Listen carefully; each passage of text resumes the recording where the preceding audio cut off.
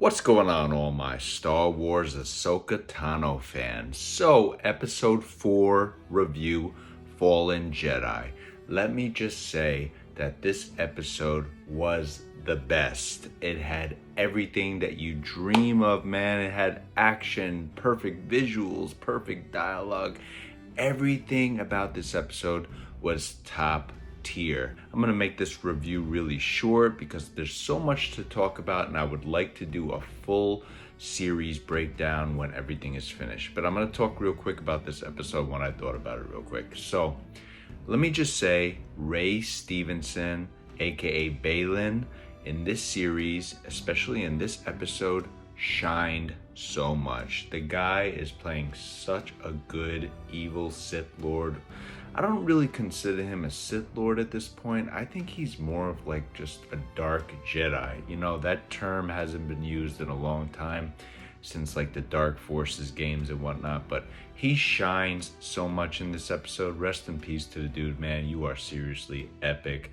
And I can't wait to see what they do with him for the rest of this series. Anyways, so the fights between the droids is awesome. Love that whole sequence in the beginning. Hu Yang is gangster. You know, there's a part when he's like, help, help, help. You kind of feel bad for him at the same time, but it's just such a good scene. And I don't think we've seen droids fight each other, like maybe ever in Star Wars. I can't really remember the last time, if they even did do that. The parts where Sabine and Ahsoka are running together, just like the visuals, everything about that is absolutely perfect as well. And of course, the lightsaber fights in this episode are so on point, it's ridiculous. Like the cinematography while they're fighting, there's not that many cuts is what I like about that, and it just looks really good. Every shot is shot perfectly. Like there's nothing wrong with it at all. There's no complaints for me at all when it comes to lightsaber fighting in this episode. A lot of people have been complaining lately, you know, since the sequel trilogy, that we haven't really got good lightsaber fights, but these were perfect and I loved them. But other than that, we see a lot of Sabine embracing her Mandalorian side as well. You know, she's not really good with the lightsaber, so she's using other tactics to fight Shin, and I love that about it. Then, of course, the final battle between Balin and Ahsoka was so sick. Seriously, like, I loved it. If you like, I watched it once without headphones, but then I watched it again with headphones. The music is so intense, it's crazy. Like, it just gets better every time I seem to be watching it. And I think that this is like seriously top tier peak Star Wars moments right now. Like, we need this. A lot of people are happy with it, and we seriously need to bring back people that were upset with the sequel trilogy. You know, I personally like the sequel trilogy a little bit, not that much, but you know, I like it in its own way. Really happy with the way this episode turned out. And of course, you know, I gotta get to it.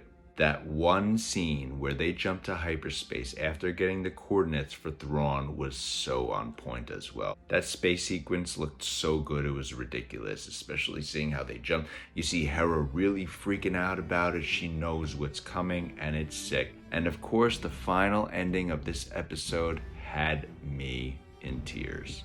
Straight up. Spoiler alert, if you haven't seen it, you shouldn't be watching this video, but Anakin Skywalker shows up at the end. That's right. At the very end, there's a shot of the ocean where Ahsoka fell. They do a pan and a perfect transition to Ahsoka laying flat on the floor, and she wakes up and everybody sees it. She's stuck in the world between worlds. So, is Ahsoka dead? I'm not sure yet. I mean, what's going on? All I know is she sees Anakin Skywalker, her former master, and I cried like a baby. Not gonna lie to you guys, like I straight up teared out. I was like, oh my God, they did it. The CGI was really off on Hayden's face, I'm not gonna lie.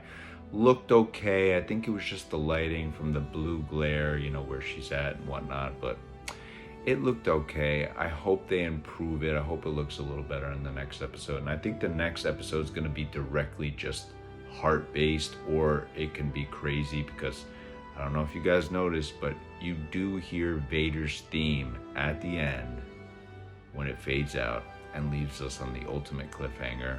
And I was just in shock. It was so perfect. Thank you, Dave Filoni.